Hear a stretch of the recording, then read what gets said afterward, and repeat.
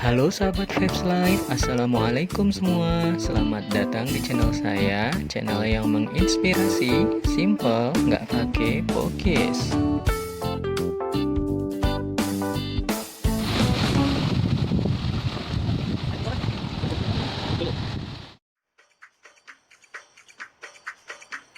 Apa kabar sahabat Vibes Live? Semoga semuanya sehat-sehat selalu ya. Di video kali ini, Cepep mau ajak sahabat Vibes Lab semua untuk sharing tentang nama-nama Nabi dan Rasul yang ada di dalam Islam dan penyebutannya di dalam konteks bahasa aslinya. Sebagaimana kita tahu, di dalam Islam kita mengenal ada ribuan Nabi dan Rasul yang Tuhan utus ke dunia. Namun, yang wajib kita kenal dan ketahui hanya 25 Nabi dan Rasul aja. Ayo, siapa yang masih ingat nama-namanya? Atau malah udah pada lupa ya? Jangan dong. Iman kepada para nabi dan rasul kan termasuk salah satu dari rukun iman. Iya apa iya? Nah, di video ini CP batasi ya nama-nama nabi dan rasul tersebut di 25 nabi dan rasul yang sudah kita ketahui saja ya. Tapi gak semuanya sekaligus dalam satu video ini ya sahabat. Jadi satu video kita bahas satu nabi atau rasul.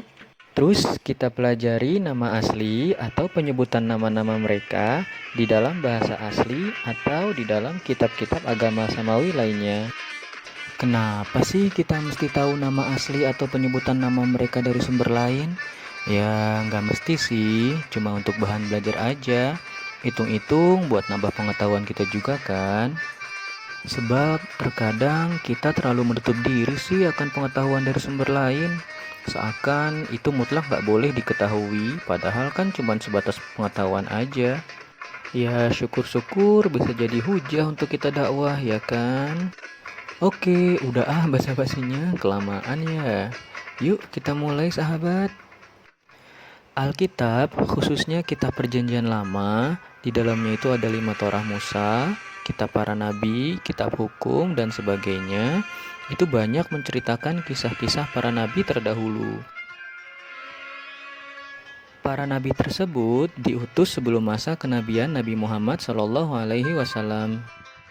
Nabi-nabi di dalam kitab perjanjian lama memiliki ruang istimewa juga di dalam Islam.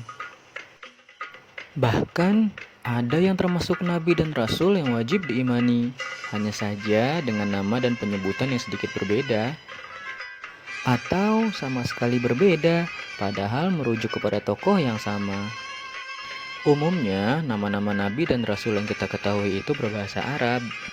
Namun, di dalam Alkitab Perjanjian Lama, nama-nama nabi atau rasul yang digunakan itu menggunakan bahasa Ibrani, Aramaik, atau Yunani. Bahasa Ibrani dan Aramaik itu mesti satu rumpun dengan bahasa Arab, sama seperti bahasa Indonesia dengan bahasa Malaysia.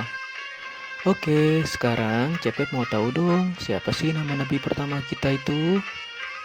Iya, betul, Nabi Adam alaihi salam. Wah, pinter nih sahabat Vibes Live. Penyebutan nama Nabi Adam, baik dalam Quran maupun Perjanjian Lama, adalah sama-sama Adam. Artinya pun sama, baik dalam bahasa Arab maupun Ibrani, yaitu tanah lempung atau tanah liat. Ya, sebagaimana kita tahu, manusia pertama diciptakan oleh Tuhan dari sejenis saripati tanah. Arti kata lainnya dari kata Adam adalah manusia. Oleh karena itu, dalam Islam ada Bani Adam, yaitu anak cucu Adam. Sedangkan dalam literatur Ibrani ada istilah Benai Adam, artinya pun juga berarti keturunan Adam. Atau tidak lain adalah ya manusia. Adapun perbedaannya, yang pertama ialah dari panjang pendeknya huruf yang dibaca. Sebagaimana dalam bahasa Arab, huruf alif pada kata Adam dibaca panjang. Jadi cara bacanya adalah Adam. Sedangkan dalam bahasa Ibrani dibaca dengan pelafalan pada umumnya, yaitu Adam. Perbedaan yang kedua ialah di dalam Islam, selain diciptakan sebagai manusia pertama, Adam diyakini juga sebagai seorang nabi pertama. Sedangkan di dalam literatur Yahudi dan Kekristenan, Adam hanyalah sebatas manusia pertama yang diciptakan oleh Tuhan. Perbedaan yang ketiga adalah kisah tentang Nabi Adam dan istrinya Hawa, baik di dalam literatur Islam maupun Yahudi dan Kristen. Di dalam Islam, secara umum dikisahkan bahwa setelah Adam dan Hawa diciptakan, mereka tinggal dan ditempatkan di taman surga yang penuh kenikmatan, yaitu surga Adnan. Sebagian ada pendapat yang bilang mereka ditempatkan di surga Firdaus. Wallahu alam ya. Di taman tersebut, Adam dan Hawa dipersilakan memakan buah apapun kecuali buah dari pohon terlarang. Ada yang bilang buah itu namanya buah khuldi. Khuldi sendiri dalam bahasa Arab artinya kekal atau abadi. Iblis, nenek moyangnya setan nih, berhasil mengelabui Adam dan Hawa untuk memakan buah tersebut. Alhasil Adam dan Hawa terjerumus ke dalam dosa dan dihukum keluar dari surga dan diturunkan ke bumi. Sebagaimana takdirnya manusia adalah sebagai khalifah di bumi. Adam dan Hawa pun berdoa, memohon ampun dan Tuhan mengampuni mereka. Konon, Adam diturunkan di sekitar wilayah India Selatan atau Sri Lanka. Di sana terdapat sebuah gunung yang ada tapak kaki besar dan kini dijadikan kuil oleh umat Hindu di sana. Tapak kaki tersebut oleh umat Islam dianggap sebagai tapak kaki Nabi Adam.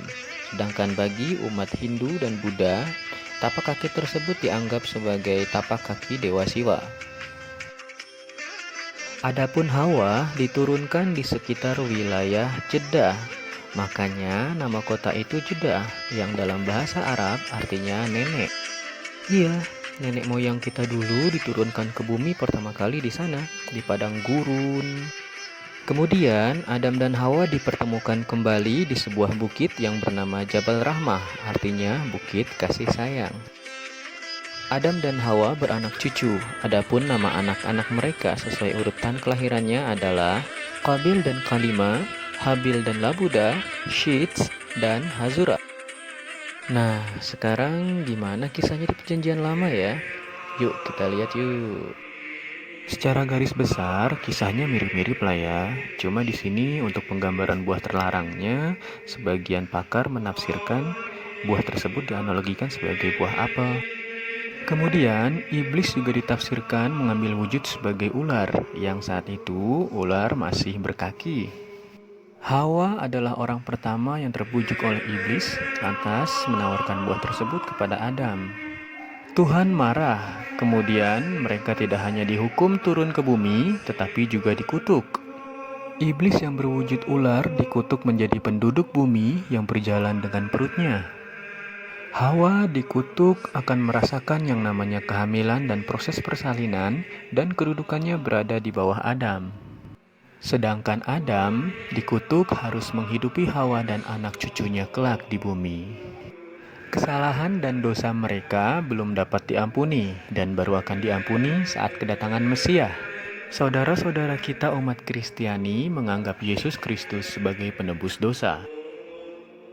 Ini juga yang menjadi asal mula adanya istilah dosa waris di kalangan saudara kita umat Kristiani.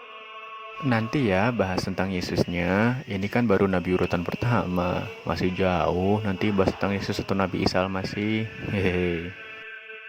Nah, terus keturunan Adam dan Hawa menurut Perjanjian Lama adalah Kain, Abel, dan Set. Keturunan Adam dan Hawa yang lainnya di luar teks Perjanjian Lama adalah Lalua, Aklima, dan Azura. Oke sahabat Vibes Live, segini dulu ya pembahasan tentang Nabi dan Rasul.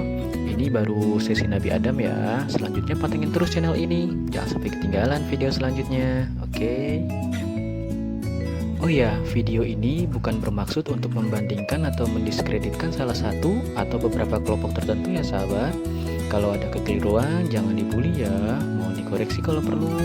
Atau kalau ada yang mau menambahkan boleh. Atau sahabat punya cerita lain terkait pengetahuan kalian tentang Nabi Adam? Boleh tulis di kolom komentar ya. Oke, terima kasih udah nonton video Cevep ya. Jangan lupa like, subscribe, komen, dan share. Semoga bermanfaat ya sahabat Vibes Live. Wassalamualaikum, dadah.